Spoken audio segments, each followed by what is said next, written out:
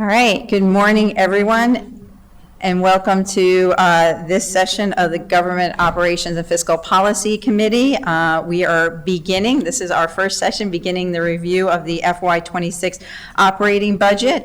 We are going to kick it up with our Board of Elections and then go to compensation and benefit for all agencies and then look at our collective bargaining agreements. And one, I just want to thank our Board of Elections. I know we had to reschedule this and it is for an earlier time, so we appreciate all of you being here. I'm going to pass it over to our staff, Ms. Gasalia, to go over the packet, and then we'll have the Board of Elections introduce themselves. Okay, great. Good morning, everyone. Thank you for having me. So just to get right into the budget for the Board of Elections, the county executive is recommending a decrease of about $2.9 million or 16.96% from the FY25 approved operating budget for the Board of Elections. The executive's recommendation includes a $192,137 increase for the compensation adjustments and required operating expenses. These items reflect continuation of current staffing and service levels. The operating budget equity tool analysis for the Board of Elections states that the department demonstrates commitments to advancing racial equity and social justice across all areas of the GAR framework, with particular strengths in organizing and operationalizing. The executive's recommended increases includes $1.2 million for 5 enhancements. Included within this is the overtime adjustment, funding for seasonal temps, funding for rebuilding the election worker management system, funding for restoring the election judge stipend, and funding for the addition of 2 office services coordinator positions moved from part-time to full-time. For the executive's recommended decreases, this would include about $4.9 million in reductions for 5 items. Included within this is the printing and mail adjustment, the annualization of FY25 personnel costs, money for a lapse adjustment, and a decrease for the State Board of Elections expenses, as well as the elimination of one-time approved items in FY25. On page 2 of your packet, you'll find that Table 1 shows the Board of Elections budget from last year and the county executive's recommendation for this year. There's also information about the background of the Board of Elections, and that's just for you to look at. And then moving on to page 4 of the packet, BOE shared with council staff some of their additional RESJ activities, which are detailed for you. One of note is particularly their work on translating their materials into multiple languages. On page 5 of the staff packet, you'll find that Table 2 lays out all of the puts and takes for the Board of Elections, and the miscellaneous operating costs were all lumped together at the bottom of that table.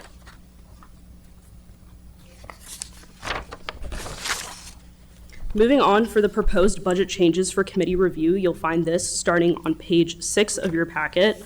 The first one, well, I'll begin with the increases. I think that's a little bit easier. The first one being for the overtime adjustment in the amount of $463,786. When the Board of Elections was asked about the rationale for the overtime adjustment, their response stated that the overtime line item had historically been underfunded in order to bring the budget in line with the increase, and the increase was recommended so that it is consistent with the average historical cost. Moving on to the seasonal temps, this increase is for $300,119. When asked about the rationale and the cost increases for seasonal temps, the Board of Elections shared that the county executive's recommended increase would accommodate for increased costs related to election operations, administration, and compensation. The Board of Elections needs to maintain the funding level for this item, and the requested increase brings the budget in line with the average historical cost. The increase also addresses operational mandates, such as having an adequate time frame to process all incoming mail-in ballots and changes in voters' preferred modes of voting. Additionally, the Board of Elections projects that 22.68 FTEs are needed for the temporary team members. Moving on to rebuilding the election worker management system for an increase of $300,000, the county executive is making this recommendation, and when asked, the Board of Elections let me know that in FY23, the Board of Elections engaged TEBS to develop a new version of the election resource management system, as the legacy system had been developed on an outdated platform. Development of the new system was planned in multiple phases, and this was done to enable its utilization for the 2024 election cycle, with project completion scheduled for the 2026 election cycle. The external portal was completed for the 2024 presidential general elections, and facilitated recruiting, training, and staffing of election workers and future vote students at early voting centers and Election Day polling places. When asked why this funding was needed, BOE responded saying that TEBS anticipates completion of the internal modules in FY25, with maintenance, post-testing, use enhancements, and licensing costs for FY26. If the internal modules of the election worker management system are not completed and operational for the 2026 elections, the Board of Elections team would need to manually do tasks such as processing 7,000 applications and scoring over 5,000 online quizzes. Several of these other tasks are detailed in your packet. BOE shared that manually conducting all of the processes would result in significant operational delays and the need to hire additional temporary employees. Next is to restore the election judge stipend for $200,000. When the Board of Elections was asked about this increase for the election judge stipend, they responded that the amount fluctuates every year, and the $200,000 increase reflects the estimated amount needed for FY26. Estimations are based on a wide variety of factors, including the type of election, the projected turnout for early voting, the projected return rate of election judges who served in the previous election, and any additional legislative or operational requirements.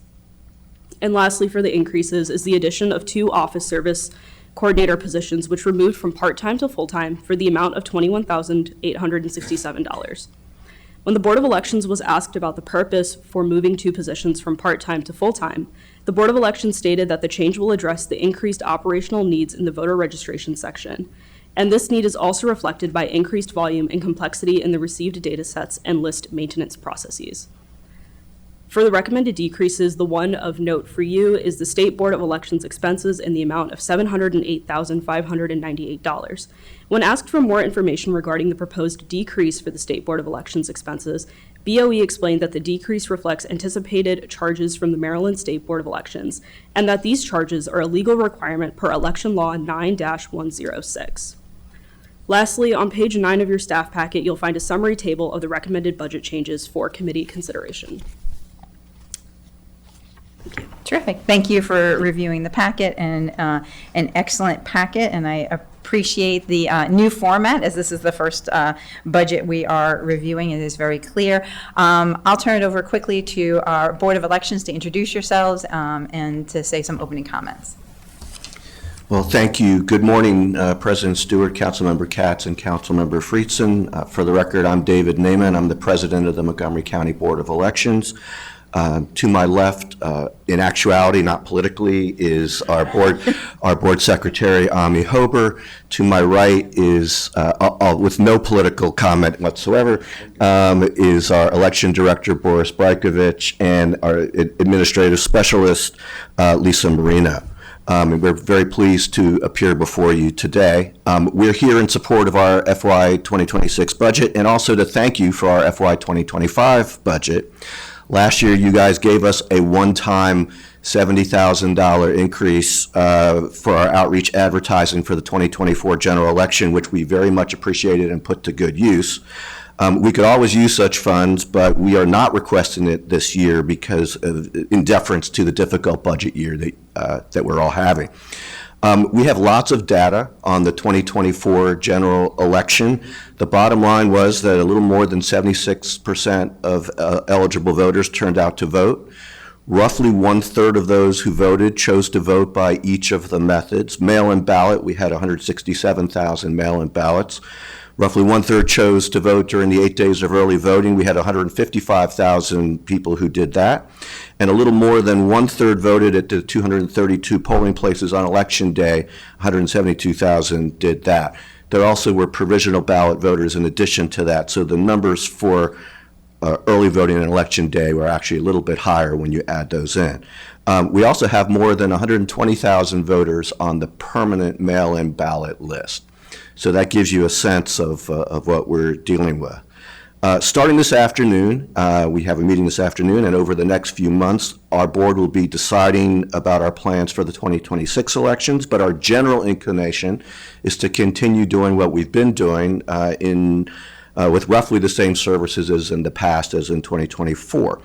That would be 58 drop boxes from which ballots are collected at least daily by bipartisan teams, 14 early voting centers with your approval, and roughly 232, the same number as 2024 Election Day polling places. I'm also happy to report that our board successfully proposed legislation in Annapolis. I say that when I say successfully, it's passed both houses and awaiting the governor's signature to move the primary election day 1 week earlier than previously planned. And that would make it on Tuesday, June 23rd of 2026. And it passed on the last night of the session, which was not an indication of how controversial it was. But we do understand that the governor is likely to sign it. By moving the primary election 1 week closer to the end of school, we expect it to support larger voter turnout. We avoid having early voting on the long weekend created by the Juneteenth holiday and Father's Day. We keep our elections from interfering with rec department camps as far as early voting is concerned, and the MCPS construction schedules as far as Election Day is concerned.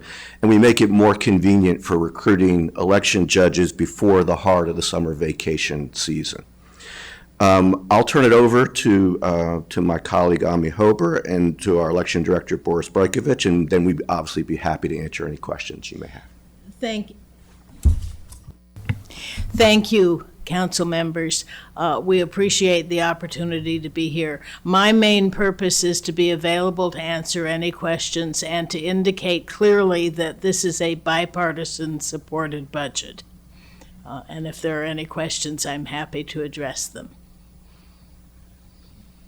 Boris? Good morning, committee members. Just very briefly, I think David successfully covered where the Board of Elections stand. I'd just like to express my personal gratitude for the support that we got from the committee, from the council, for the 2024 election cycle. It was my first election cycle as election director.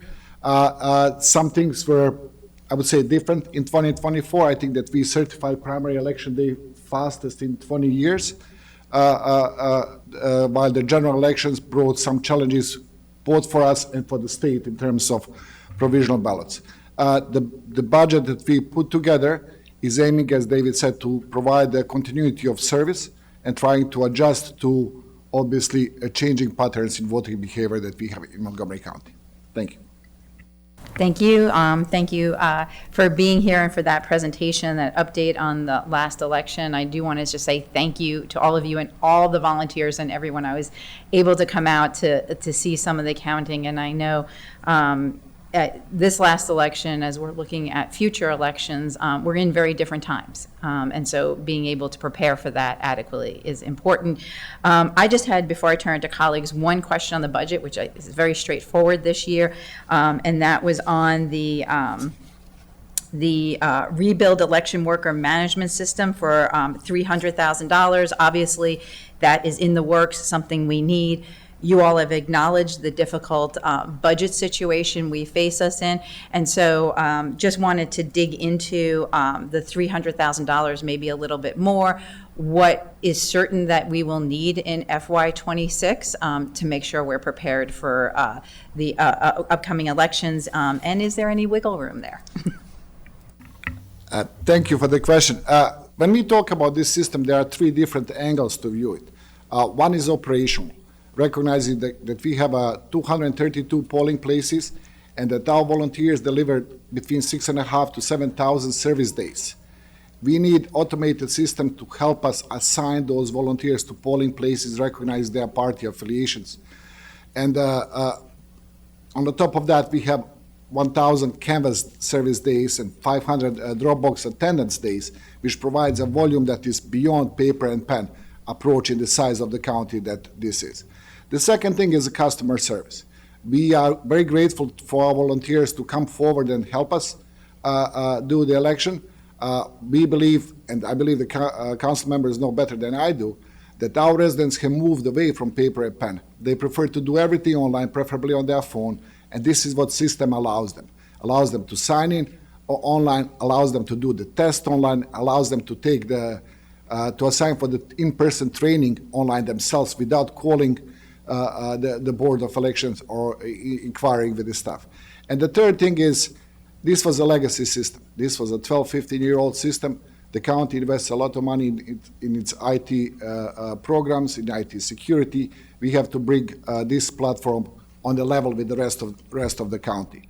When it comes to the future costs, we can always work with TEPS, but this is their estimate of the work that developers and testers would need going forward to put the system in place for 2026.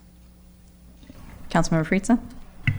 Well, thank you very much. First of all, I just want to thank President Naiman and thank Ms. Hober and thank you, Mr. Brekovich, for all of your work. I really appreciate the united front coming and showing a bipartisan effort if ever there was a time where it was important to continue to send the message that our elections board, the oversight of free and fair elections are a nonpartisan and a bipartisan issue. I say both because I think both points are important. Partisanship should not be part of those efforts, but we need the participation of the parties to ensure that we are following through on our efforts and our commitments. I really do appreciate that and the spirit with which you're here, and really appreciate the professionalism that you have brought in overseeing the staff and every effort that you have undertaken. I was going to ask the question specifically about the management systems. I appreciate you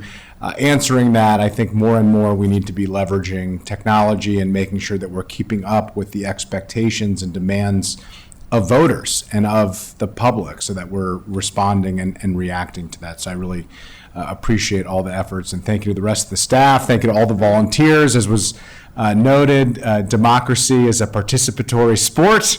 It's a team effort, and it requires everybody, not just the candidates who run, but the people who commit themselves to, make the actual process work. So I just want to express my appreciation for that. My only other question, and you were mentioning, Mr. Naiman, all of the dynamics of the three different types of voting. There's really four if you include provisional, although provisional is really a classification within the types of voting.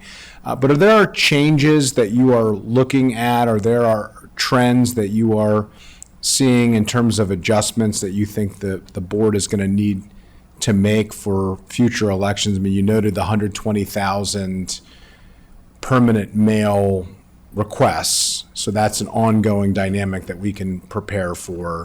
Whether that grows over time, we'll have to wait and see. But are there changes to behavior, there are updates, are there ways in which the board is viewing the future and the way that the staff is viewing the future and how we ought to be preparing? Let me take a stab, and then I certainly want others to pipe in. There are definitely changes that we would want to encourage from the public because we had a record number of provisional ballots in the last election. And anything that can be done to lessen that would be of great help to everyone involved, including our voters, so that their experience at the polls takes less time, et cetera. So, for example, if someone chooses to vote by mail and gets a mail-in ballot, we really need them to use the mail-in ballot and not come to the polls, in which case they will vote provisionally. Now, if they don't get their mail-in ballot, that's a different question. But if they simply say, I really want to go to the polls, we would advise them to fill out their mail-in ballot and bring it to the polls. You can either put it in a drop box or hand it to an election judge, either way.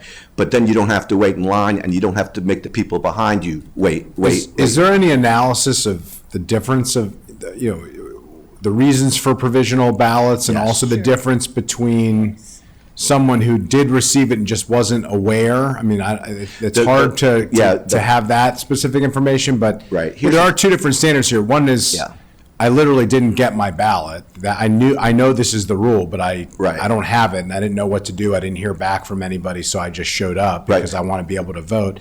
And the other is I didn't realize I had signed up, or I didn't know that you couldn't sign up and still vote in person because my circumstances changed. And let me add to that. There's also the people who have signed up to have their ballot delivered by the web and printed at home.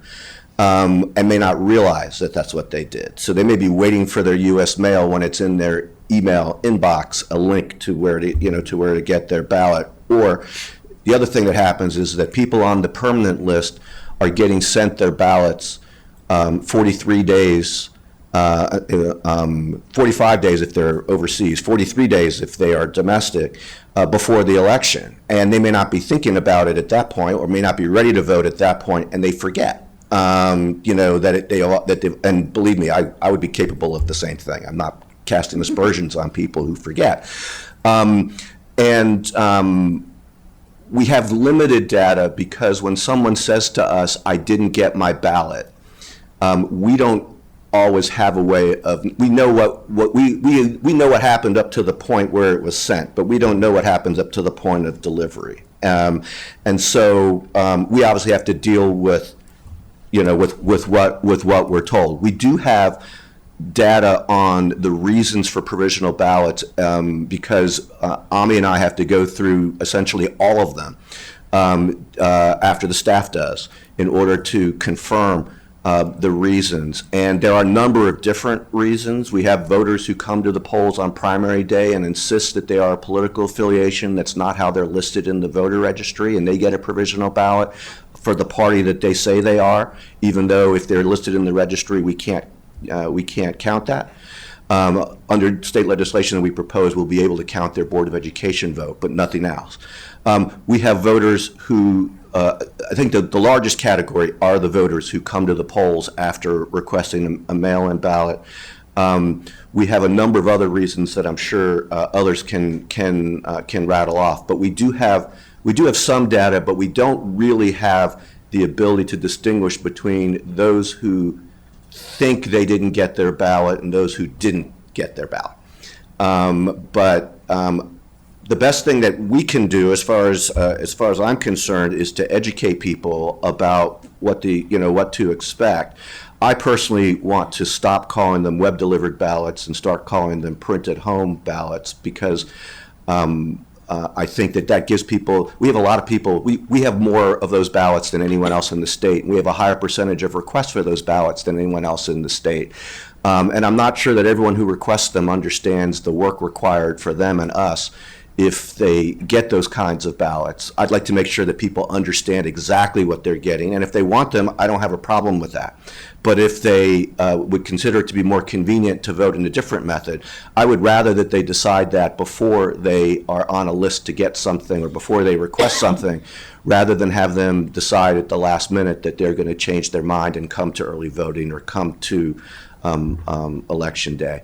But I would say our biggest issue would be, and something we work on year-round every year, is how to have fewer provisional ballots in any way that we can. Boris, I don't know if you had more to add. You want to? It's okay. You want me to go first? All right, I'll make a few comments first. The key issue that I think it impacts our budget, in addition to having to pay canvassers additional time to do things like that, is we need to continue to educate the public on how to help make the election process smoother. There are lots of things the public isn't consciously aware of that would make our lives easier and more efficient and smoother, like, for example, following the direction not to use pencil, but rather to use pen. I don't know if you all are aware that if a mail-in ballot comes in that's been marked in pencil, we have to have canvassers cover those pencil marks with pen because the scanner doesn't read pencil. Yeah, that part is confusing because, we have ingrained in our minds that number 2 pencil from school. So it's very hard to My mother was train a school people, teacher. retrain I them. understand that trend. It's the only Scantron that requires pen and not pencil. But that's why we need to have real education efforts on how to make the election process more smooth. And so that's where it can impact the budget. Boris? Just very, very briefly, the number of provisional ballots that we experienced in general election 2024 was, I was told, once in a lifetime. I'm not sure that's the case. We had 27,000, but that's a reflection of 192,000 mail-in ballot requests. I believe that we are trying to be a dynamic agency to try to respond as to the issues as they arise, but this problem might be here to stay for a bit until the voter gets to pick a mode of voting that they would prefer. If you look at the provisionals, the largest number is vote by mail requests who were not returned, but people showed up in person. We had highest number of same-day registrations in 2024. I believe the total number was equal to the same-day registrations since they were introduced in general election in 1 year. And we had over 1,000 residents of Maryland who I believe work in Montgomery County who decided to vote here and triggered provisional ballot by default. I can tell the committee we were the first county to prepare forms to send out to those voters who request the mail-in ballot to sign on the spot if they want to be removed from the future mailing. That would free them from the provisional voting, make their experience faster, make our life also and our efficiency faster. We were also the first county that utilized our colleagues from TEPS to send around 400,000 emails in the afternoons, reminding voters what to do if you requested this. And I don't know if the council, if the committee members share their email addresses with us. If you did, most likely you got an email from us. We are trying to reach out to the voters. We are trying to prevent this. And I believe we had a high number of senior daycare centers that generated provisional ballots for different reasons, non-registered, different polling place, requested mail-in ballot. Just like 2 weeks, I think we got the list of all the centers from our colleagues HHS, and we are going out this year. We are going out to those centers, trying to talk to everyone, trying to make sure that when they go to the polling place, they have 10-minute experience instead of 2 hours waiting in line, to make them regular voters instead of provisional voters. If I could just add one thing to that, well, actually, I'm going to add two quick things. One is that Boris left out one of his initiatives that is also a first in the state, which is that we've sent out emails to the voters who are requesting those web-delivered printed home ballots that I mentioned to make sure that that's what they want. We can't hit every voter that way because we don't have email addresses for everybody, but that also resulted in some people switching to other methods. And then the other thing I was going to mention is that obviously the U.S. mail system is, we have a very good relationship with the local postmasters. We met with them all. They've been very accommodating, but we don't control the U.S. Postal Service. And as you may know, the executive branch of the federal government is looking to have tighter control over the U.S. Postal Service, which makes me very nervous. And under those circumstances, we want to continue to have alternatives. So that's why the printed home ballot and the drop boxes are very important. We actually have more mail-in ballots that are returned by drop box than we do by U.S. mail. And we're very proud of the fact that if people put their ballots in those drop boxes, we get them in our building within a day. So we think that essentially all of these different options are necessary, and as Boris says, as our voters get used to what they're most comfortable with, I think we'll be able to make some adjustments. Just last follow-up, in terms of the provisional ballots, how many of them are election day, the 27,000, I think I have the right number, 27,000 number, how many of those are election day and how many of those? From the top of my head, I would say, from the top of my head, I would say around 18,000, 19,000 were election day. Election day. 18 or 19,000? Yeah. So the overwhelming, that's what I expected, but I just wanted to check. Okay. It was overwhelming election day. I apologize for not having the figures from the tip of the finger. I can provide that. Yeah, if you could follow up with that, you don't need to apologize, but I Absolutely. appreciate it, and I'll yield back. Yeah. And thank If you. I could just add one thing to that, which is another thing we have to educate our voters about, and I realize we're continuing to tell you about the things we could do with that 70,000 that we're not asking for. But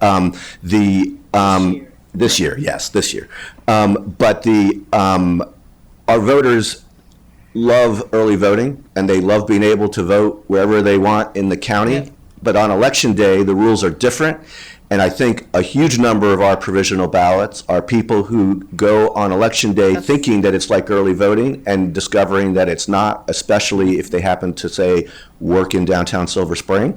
They go to where they are used to voting by early voting. They end up voting provisionally because on election day, you either vote in your own precinct or you vote provisionally. Yep.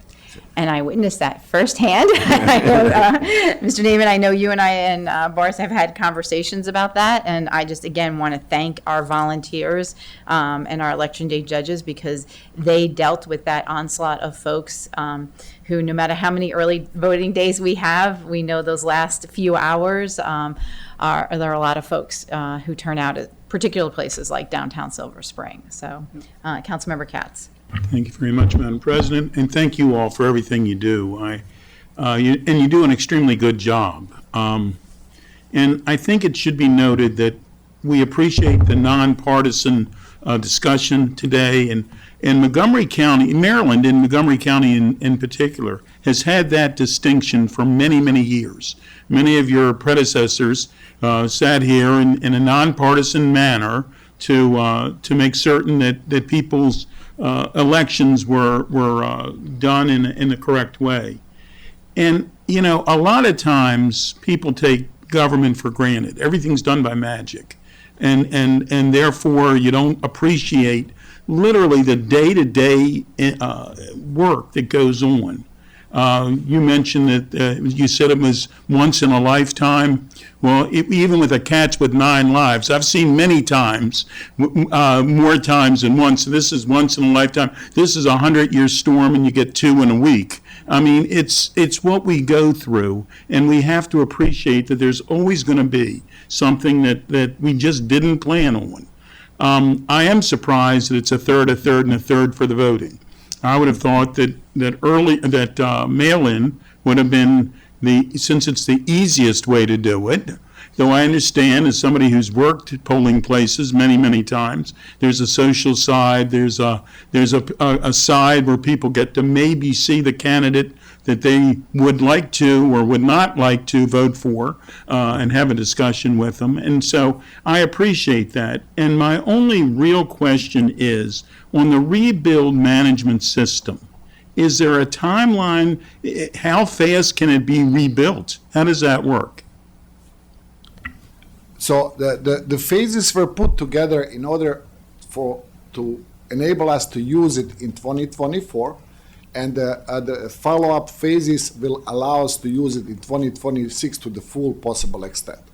TEBS is currently wrapping up development phase, which means that we will move into testing phase that will test election day, early voting, drop boxes, canvas, future vote, many different segments of the program.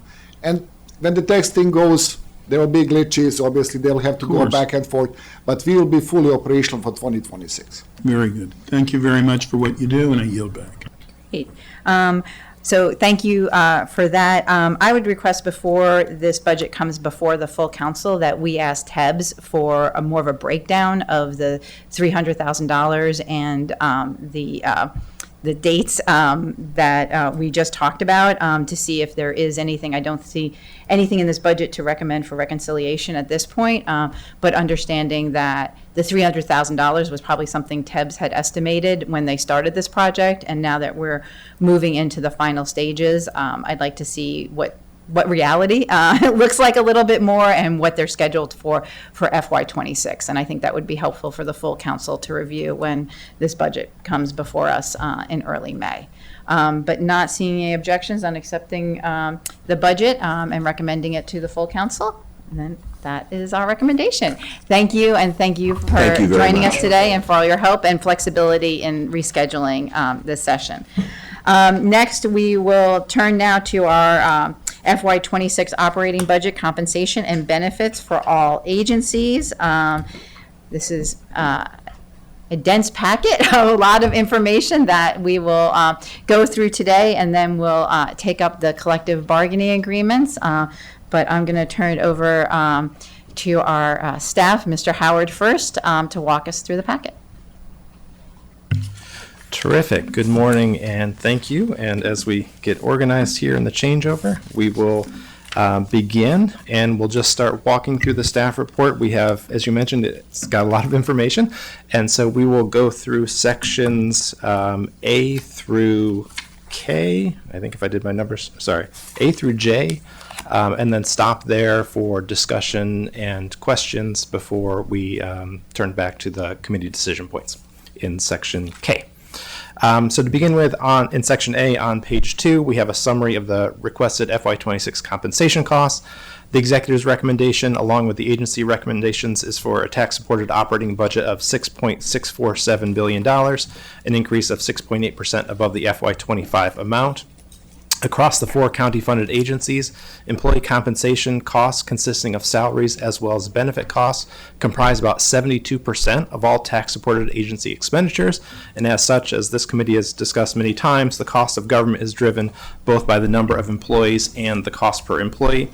The county-funded agencies have requested tax-supported FY26 operating budgets with a combined $4.8 billion for compensation, which is a 9.5% increase from FY25 across the 4 agencies. And in Table 1, you can see that the percentage change varies across the agencies, with the primarily driven with county government, which is 7.1% increase, and MCPS, which is a 10.6% increase. And of course, those 2 agencies represent the majority of spending for the entire budget as well.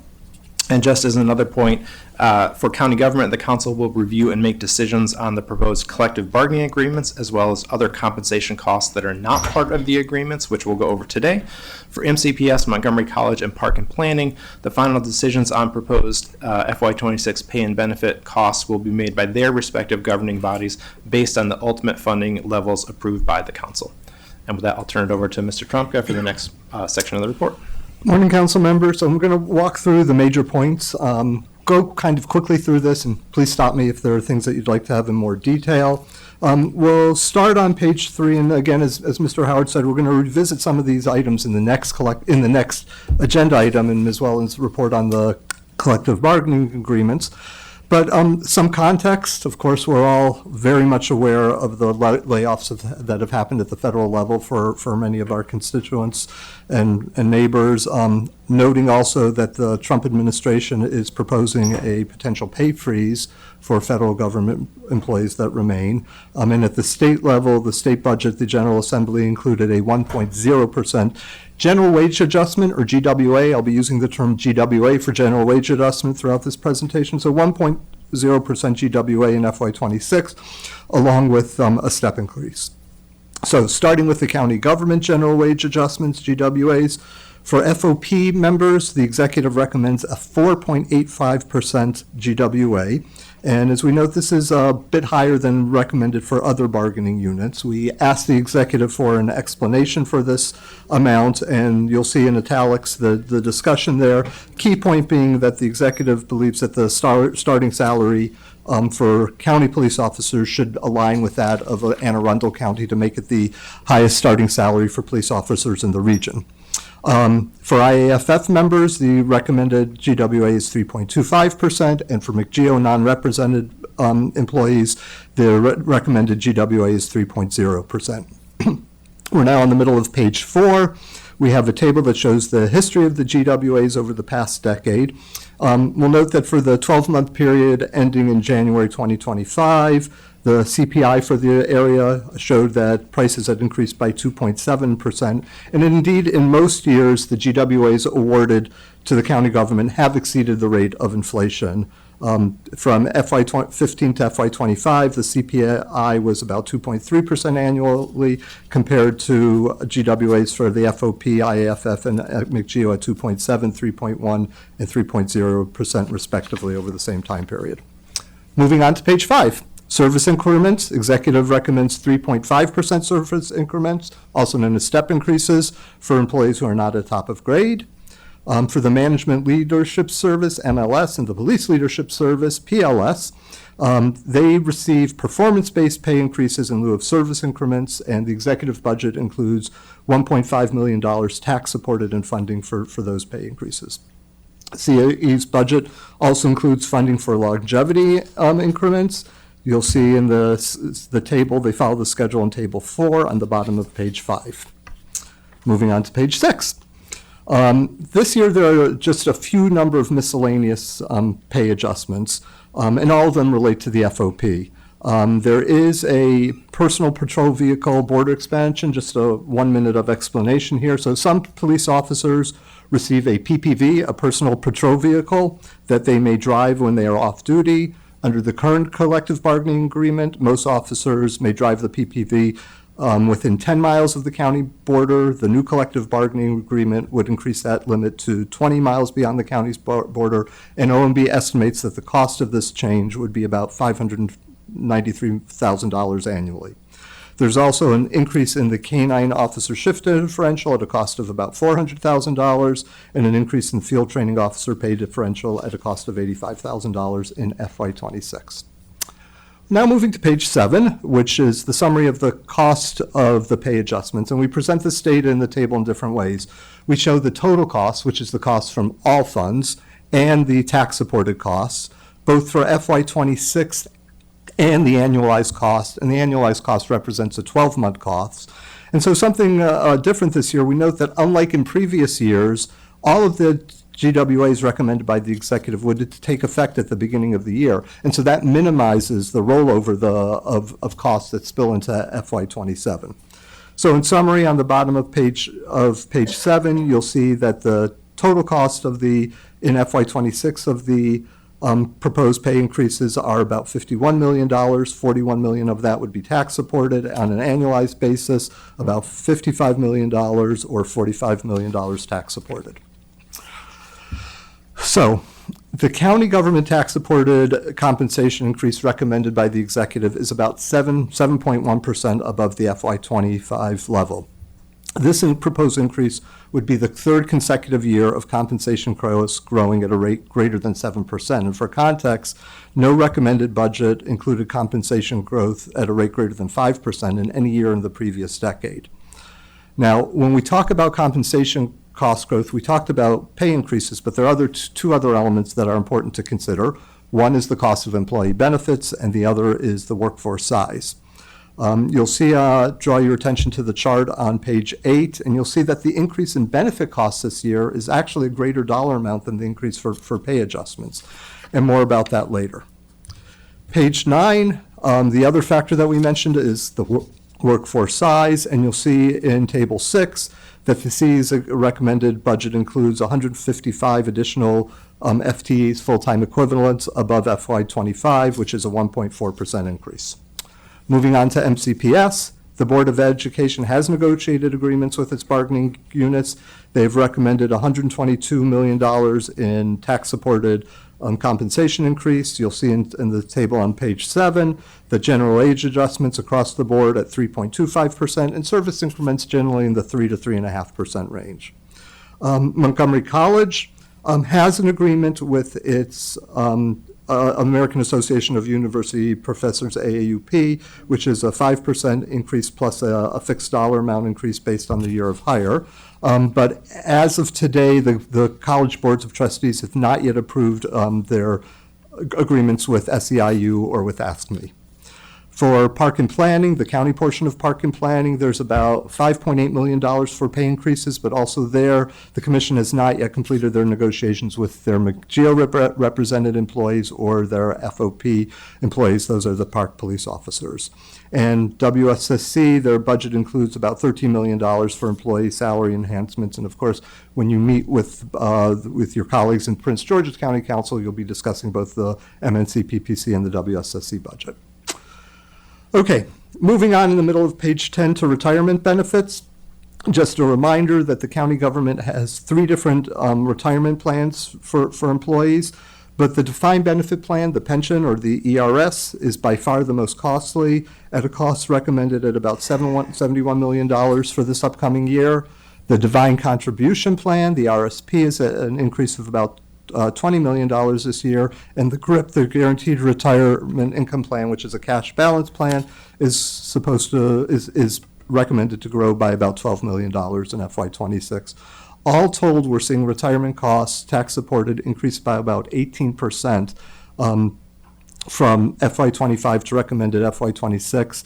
Again, the key driver there is the pension plan, the ERS, and the the plan enhancements that have taken place the past couple of years and higher than anticipated employee salary increases. And you'll see in the table on the bottom of page 11 the great disparity in the cost per employee for the different plans at almost $21,000 for an ERS member on average compared to $7,300 for an RSP plan participant and about $4,700 for a GRIP participant. Moving on to page 12, MCPS retirement costs, and here again, just the reminder of the background, there are two plans for MCPS. There's their local plan, which is provides the pension benefit for employees who are not eligible for the state pension plan. And then there's a supplemental benefit for both teachers and non-teachers that MCPS provides through their local plan. And again, MCPS is the sole school system in the state to provide a supplemental pension benefit at a cost of about $94 million a year, or in FY26.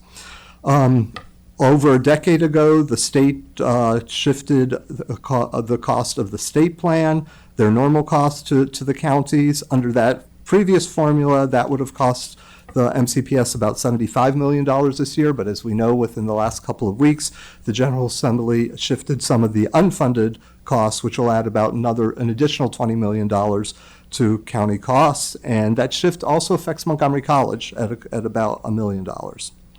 Moving on to the pension funded ratios, which is the percentage of the plan's liabilities covered by its assets. It's really a measure to the extent to which a plan has set aside funds to pay the benefits accrued by its members. And I'll note that the GFOA, the Government Finance Officers Association, establishes a best practice for pension plans to be funded at 100%. You'll see on page 13 the current or the most recent valuation funded ratios for each of the pension plans in the county. We'll note that the Montgomery County plan, which 2 years ago was at over 100%, is now at 95%. Again, this was not a matter of, on the asset side, the assets actually grew at a higher rate than expected. It's more on the liability side, again, the unfunded liability from the pension enhancements and higher than anticipated salary increases. MCPS funded ratio is about 86%, and last year we noted to you the concern about the WSSC pension plan that had a one-year drop that was quite dramatic, almost 20 percentage points. More recently, their status has increased to about 82% funded, but again, suggesting that you might want to have a conversation with WSSC about their investment strategy and how it affects rates. Turn it over to Mr. Howard to discuss group insurance. Great. We are now at the top of page 14, and we'll start with group insurance for active employees, where the FY26 tax-supported request for active employee group insurance benefits for all agencies totals $586.3 million, an increase of 13.3% from FY25, and these costs represent the employer share of annual group insurance premiums. You can see in Table 10 that the increase is across all the different agencies. And it's largely due to employee health care costs increasing at rates higher than had previously been projected. We do want to note a couple changes related specifically to MCPS for this year and their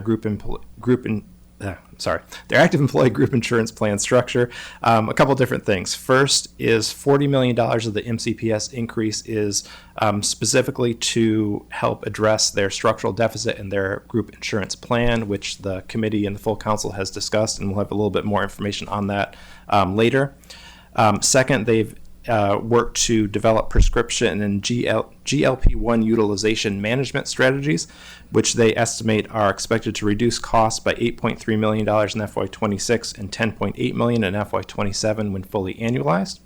And then also the board and the MCPS employee associations agreed on a group insurance premium cost share changes, which are detailed in Table 11 on page 15. And over the next 2 years, there will be a cost share shift in the premiums of 2%, 1% a year, 1% in FY26, the other percent in FY27. So it's a shift from the employer to the employee. So as shown on on Table 11, you can see both the current and the new cost share rates that the employees will pay in MCPS. First, effective in FY20 or the beginning of January 2026, and then the second in January of 2027.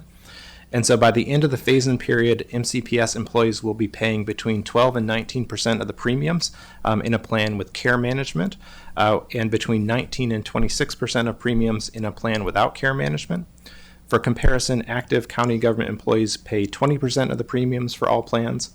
Park and planning employees pay between 15 and 23%, depending on plan type and employee group, and Montgomery College employees pay 25% for all plans. The next section of group insurance is the group insurance for retirees, and there's two components here. The first is the pay-as-you-go funding to pay for current year claims, and the second is pre-funding for OPEB. And on page 16, table 12 shows the request for retiree pay-as-you-go funding, which totals $105.2 million in FY26, which is a 12.6% increase from the funding level in FY25. And you can see the biggest portion of this increase comes from MCPS's budget. Two things to note here for the pay-as-you-go funding. On the county government side, the county government's request does align with the council's approved OPEB funding policy from December 2023.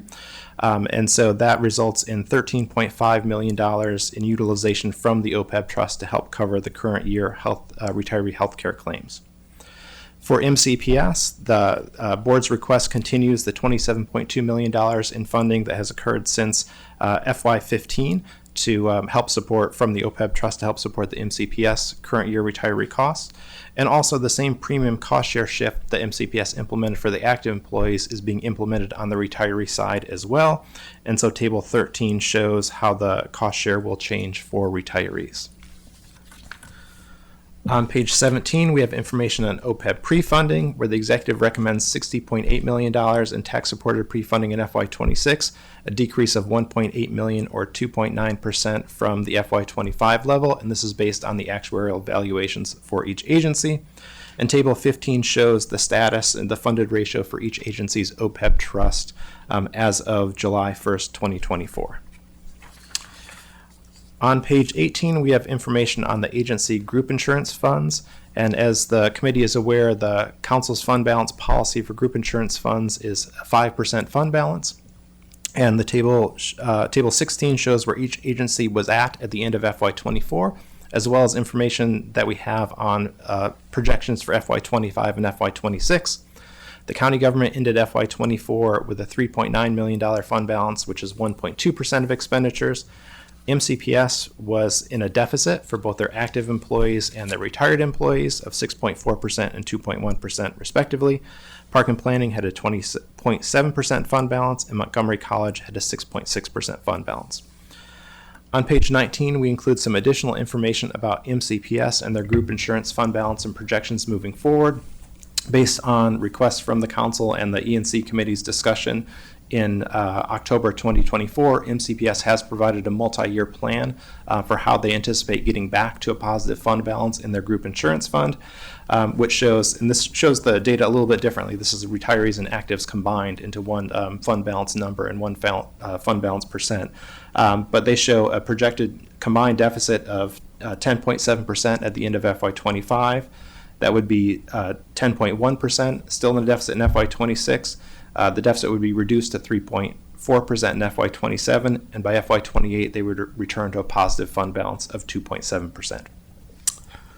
So as we mentioned before, we wanted to discuss a little bit more employee benefit cost trends. For both the two largest agencies, for the county government and MCPS, benefit costs comprise about 26% of total compensation costs.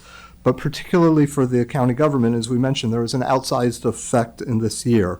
We'll note that the executive's FY26 budget includes tax-supported retirement expenditures that are level nearly 69% higher than they were just 3 years ago. And again, this is primarily a product of unfunded liability associated with pension enhancements and higher anticipated salary increases. On the group insurance side, as Mr. Howard mentioned, the cost is primarily due to healthcare claims expenditures higher than anticipated. In summary, on page 20, you'll see the table and chart that shows the cost trends, group insurance at about 10% growth rate per year for the last 3 years, and retirement growing at about 19%. On page 21, you'll see a similar presentation for MCPS. And I'll note that this data is before the pension shift. But again, about a 27% increase in group insurance costs over the past 3 years, retirement at 23.6% increase. On page 22, we discuss the compensation cost sustainability. Back in 2021, the council adopted a resolution on the sustainability of county government compensation costs, and in part that policy reads, as a means to preserve long-term budget sustainability, the annual growth rate of compensation costs should be similar to the annual growth rate of tax-supported revenues. When you go to page 23, you'll see in the chart that for FY26, the executive's budget includes 7.1% growth rate in tax-supported compensation costs, which is a rate double the projected annual 6-year revenue growth rate, which is at 3.5% over the next 6 years as included in the executive's budget.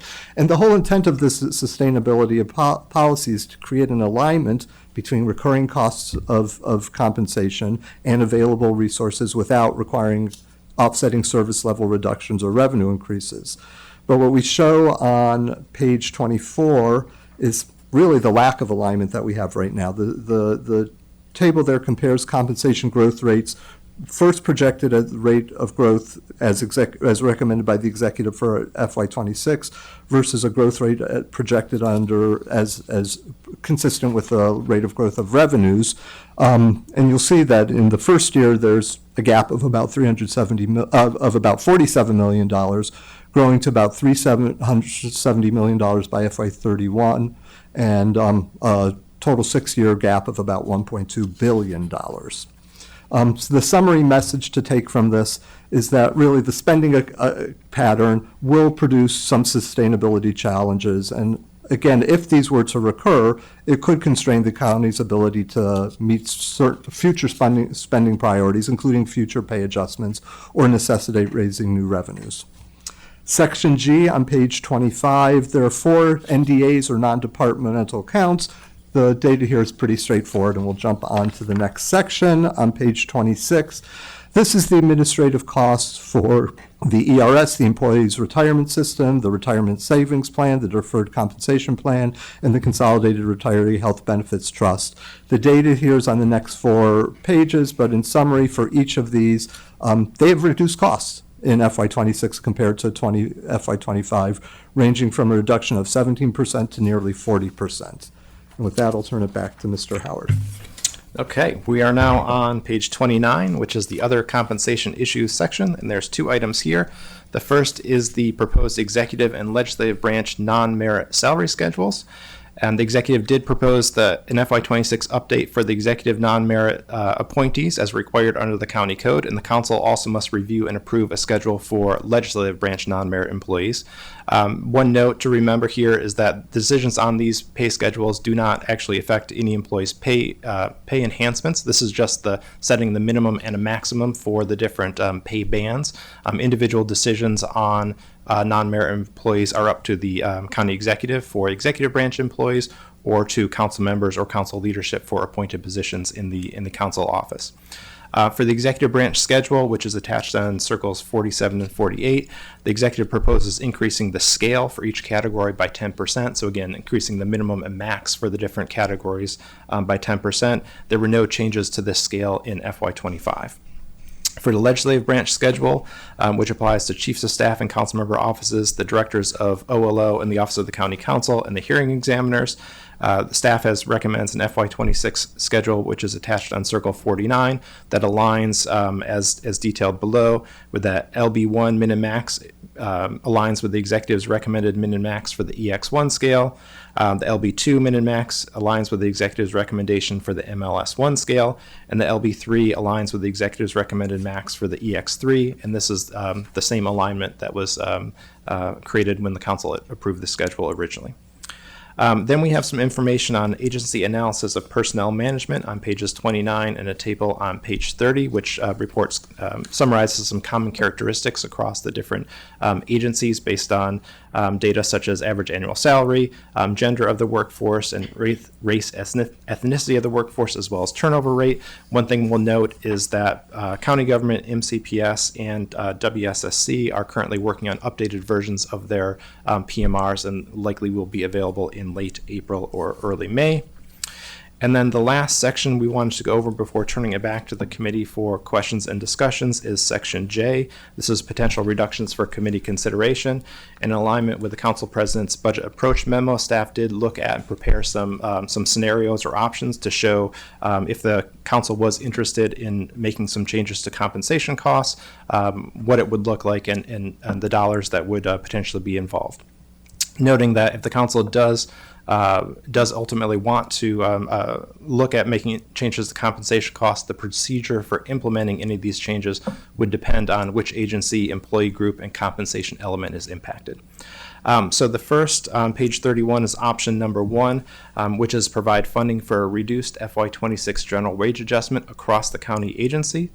And table 26 shows 2 different scenarios that could occur from funding a lower GWA. And this is done for the purposes of this example just with county government and MCPS, because those are the 2 largest agencies. And the first scenario shows what would be the outcome if there is a 1% GWA reduction for all employee groups. And this would be a reduction of $32.9 million from the executive's recommended budget. The second scenario shows what would happen if all employees were provided a 2.0% GWA, and this would maintain all the other elements of the compensation agreements as well. And in this scenario, there would be a reduction of $41.5 million from the executive's recommended budget.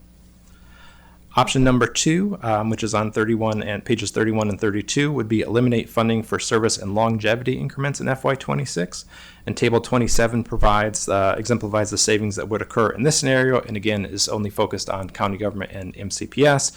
And this also includes eliminating pay for performance for MLS and PLS staff. Implementing this scenario would lead to potential savings of $55.5 million in FY26. And the third option we prepared was just showing what the change in group insurance cost share split for county government if the county wanted to implement the same change as being implemented by MCPS. The dollars here are much smaller, but by FY28, when this would be fully annualized, a 2% cost share shift for county government employees would save about $4.1 million. And with that, we will stop talking for a few minutes and turn it back over to the committee for questions and discussion. Thank you very much, and I want to say thank you to Ms. Harling and Mr. Donaldson from our Office of Labor Relations for joining us today as well for our session. Before we get to our committee decision points, I wanted to see if council members had any clarifying questions on the presentation and the packet and the information that's been provided. Councilmember Friedson. Thanks. So just specific questions, not general comments now? Yes, we'll do general comments. Okay, I'll make general comments after, but I did have a specific question. The personal personal patrol vehicle. This expansion, I remember 2 years ago we expanded it to 10 miles outside the county's borders. We discussed it in a similar way. Same response, that this was a way to address recruitment and retention issues. It's a benefit that we're providing. Obviously, my hope is that we have police officers that live in Montgomery County that don't need to take their cars home that are 10 or 20 miles outside of Montgomery County, because we want our first responders to live in Montgomery County. So that's first and foremost. But I'm just curious, the $593,000, what accounts for that? Is that increased gas and wear and tear, estimated wear and tear on the patrol vehicles because they're getting modestly more mileage? Hi, Shantae Jackson, Office of Management and Budget. That cost is made up of the fuel and maintenance costs for the additional mileage. And do we have data to show the 10-mile numbers, how the gas usage and the maintenance costs for DGS from an interdepartmental standpoint happen? And is it, was it about $600,000? Is that why because we're doubling it from 10 to 20, we're expecting it to cost about $600,000, or where's that number coming from? There is a per mileage cost that includes a portion for the fuel and a portion for the maintenance. So this is also based on the number of police officers that live within the range. But if you want to see the details, yes, we can provide you with that. Yeah, I'm just this is a relatively easy one in the sense that we already did something similar 2 years ago where we expanded it 10 miles. So we should not just have estimates, we should have Correct. We do real have life details.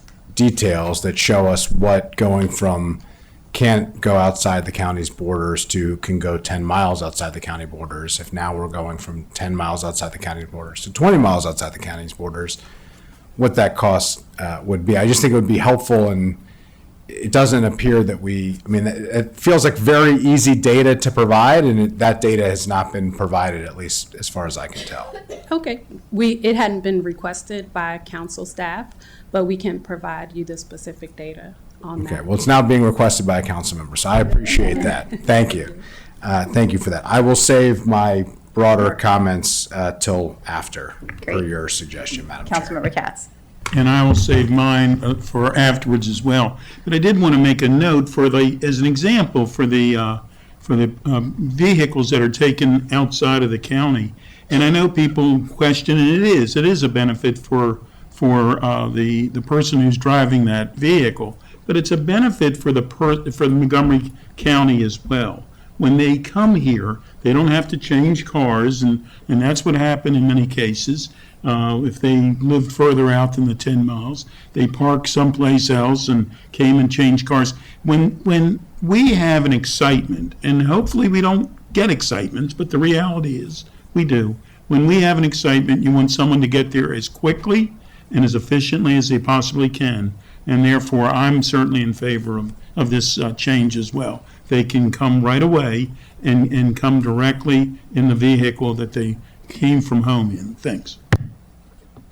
Thank you. I just had a question. I don't know, Ms. Jackson, for you, for OMB, or regarding on page 25, just the county executive's assumption and the long-term sustainability of some of the assumptions on that. Oh, Corey, you're going to come up. Okay. If you could just address that, because I think that is important, not only as we're looking at, the compensation for this year, but long-term, and what are the assumptions from the county exec's office? Broadly speaking, Corey Olofsky, OMB, the considerations are the global considerations as is putting together the context of the budget.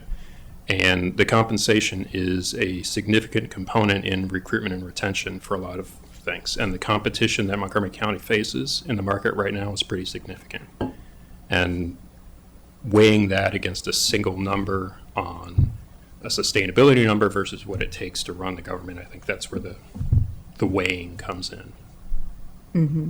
All right, because I'm curious, one of the points that was raised is, looking at not just the staff we have now, but the growth as well. And we are taking that in consideration as we're looking at our long-term. Absolutely. There's no shortage of new things that need done, new services that need to be provided, new concerns that need to be addressed. And both the executive and council have been apt at addressing those concerns, and a lot of times those concerns take staff. Okay. Thank you. All right.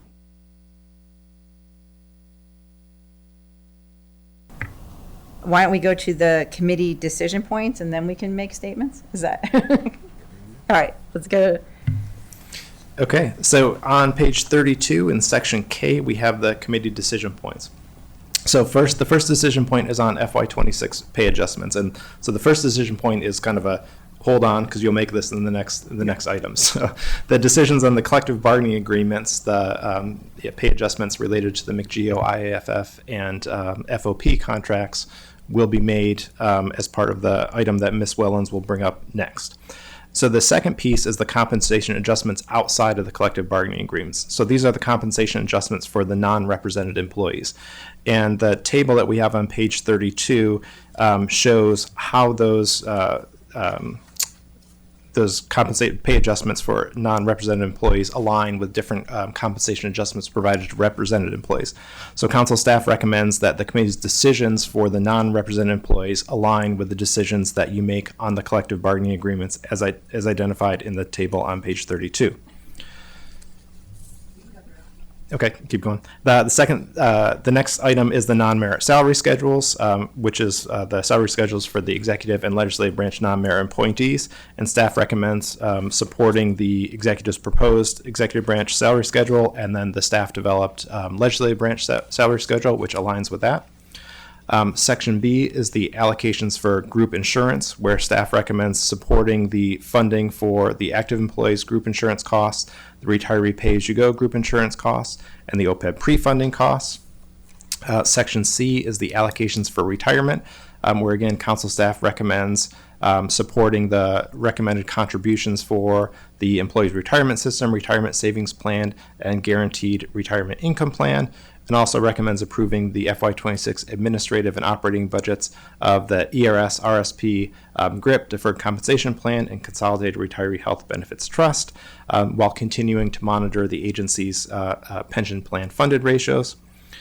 For the compensation-related NDAs, council staff recommends approval of all the NDAs as submitted by the executive, pending any changes that you make to the compensation.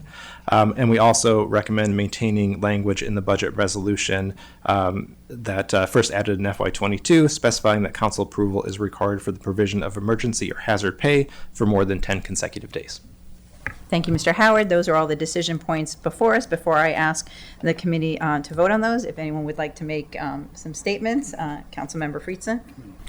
Well, appreciate it. Appreciate the very detailed staff analysis here. I think the spoiler alert is I'm supporting the contracts.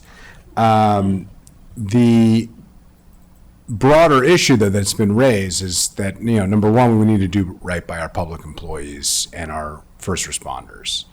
We have to address what are serious recruitment and retention issues in public safety, but in general, in many classes of positions across county government.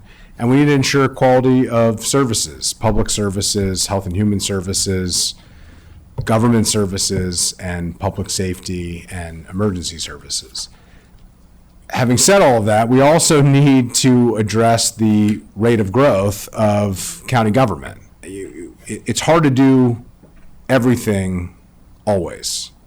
And the challenge that we have is that we've been hearing about this restructuring and reorganization of county government, that the county executive was uniquely positioned to work with our labor partners to be able to work through and navigate those issues, and that hasn't happened.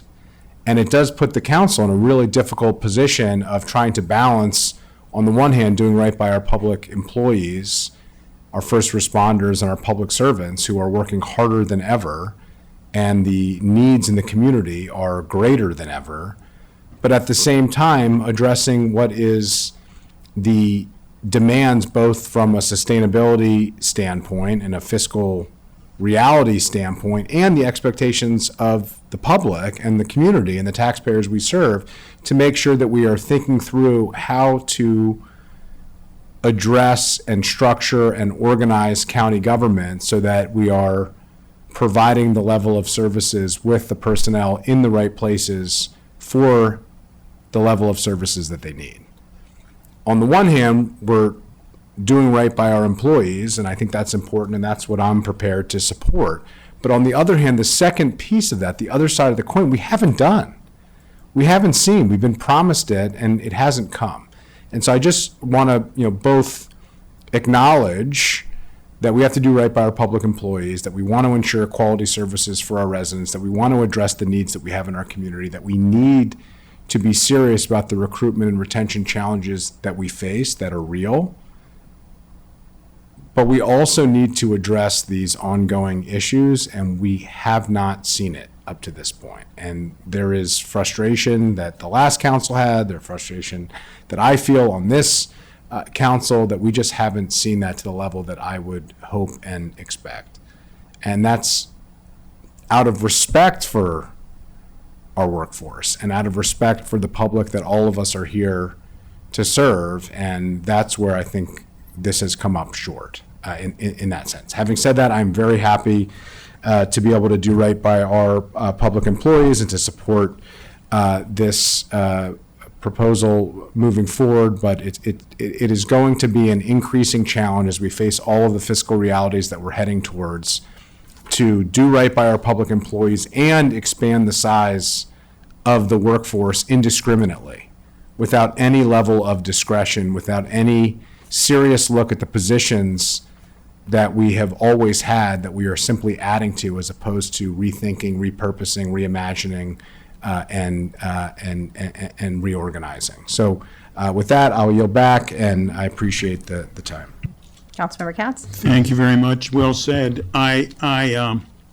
First off, thank you all for, once again, providing a comprehensive and informative packet. And, when someone sees just the size of this packet, your eyes can glaze over, and I can imagine how your eyes were looking when you wrote it. Believe me. And if Councilmember Friesen gets to do a spoiler alert, so do I. I obviously am supportive of this. If we want to continue, the reality is, if we want to continue to have the best of the best employees, we need to meet and beat our competition. We have done it in various forms at various times, and we need to make certain that we really do it up front rather than always play catch up. I said earlier about the whole idea that people believe that what government does is done by magic. And the people doing the magic are the people who are in this room and beyond, who actually answer the phones at 911 or 311 or wherever someone is calling. They actually, a person who is calling 911 is calling because they or their loved one is in trouble or has an issue, and they expect someone to come and save their life. And we need to make certain that we have the best training, the best equipment, the best compensation, the best of everything, to make certain that the person that comes and saves that life is the person is something that we all are proud of. I did want to mention on the record that, though it's certainly been no secret in my life, but my wife receives retirement benefits from MCPS. She worked there for 40 years. And my daughter actually works for MCPS as an administrative secretary today. We talk about, and one of the things that's mentioned is about a savings in various forms and for potential savings. And quite candidly, I don't know that, though we do have to make certain that what we're doing is sustainable. But at this juncture, when there is so much that is not, that no one has experience for, we need to make sure that what we're doing, not only for the future, but for the moment, is being taken care of. And I believe that the way that this compensation has been set up, I think that is what we're doing. And I know I've never been involved in direct negotiations with the various unions, et cetera. But I know it has to be a give and take. I know that there's at times that people don't always smile at each other. I can guess that. But I also know that at the end of the day, both, and I say that sides, but it's not fair. We're all on the same side. It's just what you can afford and what you can't afford. I believe at the end of the day, people are trying to do their level best to make certain that the people of Montgomery County are treated fairly, with great respect, and that their lives certainly prove on an hourly basis that they matter. So with that, I'm happy to vote for this. Great, thank you. I'll just go last, and I'll say that I appreciate everyone coming today and sitting here with us, our representatives from our unions, and we have Mr. Wren on Zoom as well. As you sat through the packet, as I will also be supporting the compensation packages moving forward, and just wanted to take a few moments to really thank everybody who is in this room. As we are seeing at the federal level, many of our colleagues, residents are under attack for simply being employees of the government. and carrying out the work that is so essential to our community. And we know that each of you who are here are people who work to make our community the place that everyone wants to live. You're our bus drivers, getting people to work and to doctor's appointments and to school and their grocery shopping. You're the social workers who help care for people to make sure nobody is slipping through the cracks in our community. And you're the police officers and firefighters and our public safety workers who rush into danger when no one else will. And you're here to build our community, and your work is essential. And we also know that people's lives are hard enough with all natural misfortunes. And on our best days, people don't even know the government's doing this work, right? And you're out there doing that, and they don't even have to question it because you're so good at it. And that's why they live here. And on the worst days, they know who's showing up for them because they're calling on you. And with everything going on at the national level and across our country, we know here in Montgomery County, we're going to stay true to our values, stay true to making sure that our employees are not only supported, but that you are treated with dignity and respect. And we know this is going to be a tough year as we move forward. And as we have to make decisions into the future, we want to be doing that collaboratively and working with you all. Because you are the ones who make this county move. You are the ones who make this the great place everyone wants to live. And so I'm glad to support it today. I will say that regarding the response I asked around just looking at compensation into the future, the executive's position, I think we need to work on that, quite honestly, because his numbers on compensation growth rates excludes new positions. And I just don't think there has been a collaborative process in really thinking about how we're adding on to new positions, how we are actually supporting the workers we have now to address the needs. And that is something we are going to have to work on in the future as we're looking at making sure our government is sustainable, because that's our job. You all are doing your job, and our job is to make sure we have a sustainable government that can support its workers. And if we can't do that, then we failed our job. And so I thank you all for doing your job, and today we're going to do our job. And I think as a committee, you can hear there are no objections to moving forward with these compensation packages and the staff recommendations and recommending this to full council. So thank you, everyone, for that. And we're going to turn now to Ms. Wellens to do the collective bargaining agreements.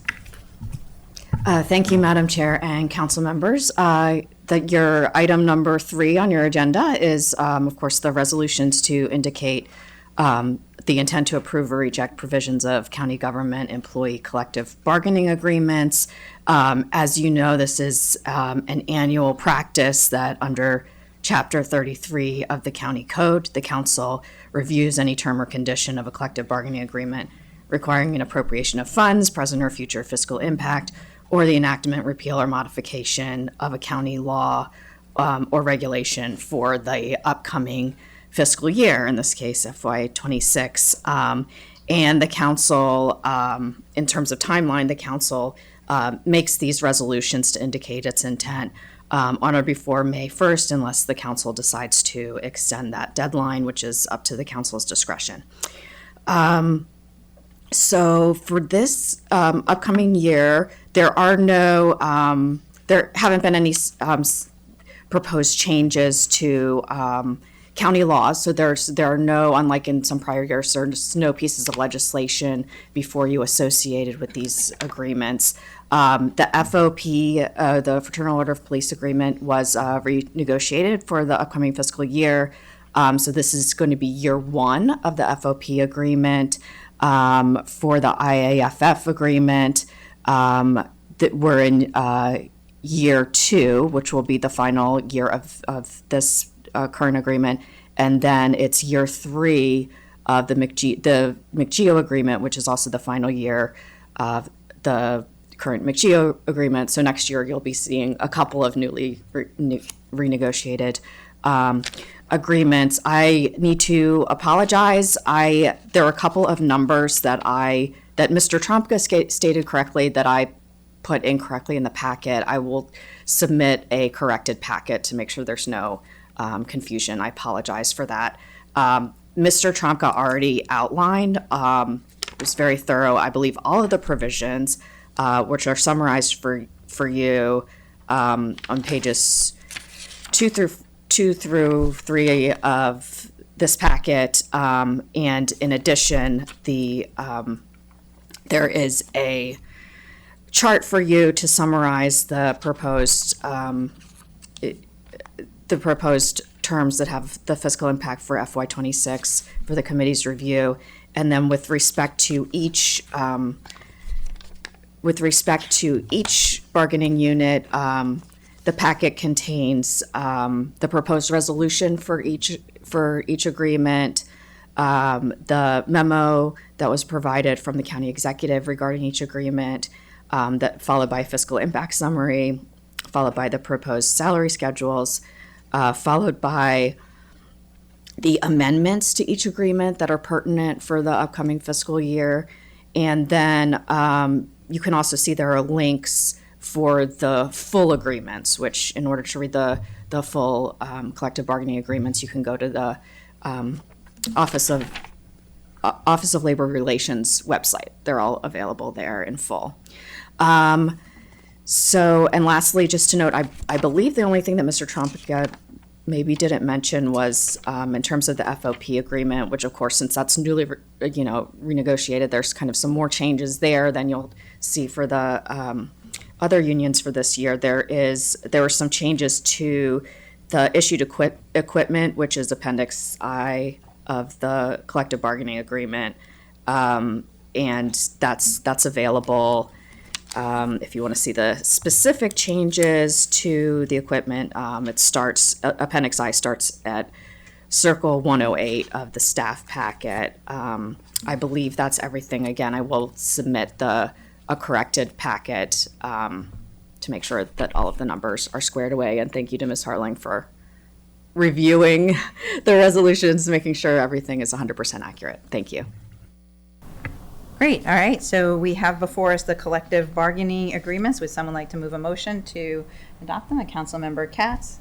Councilmember Friedson, second. All those in favor of recommending to the full council adoption of the collective bargaining agreements, please raise your hand, and that is unanimous from the Government Operations and Fiscal Policy Committee.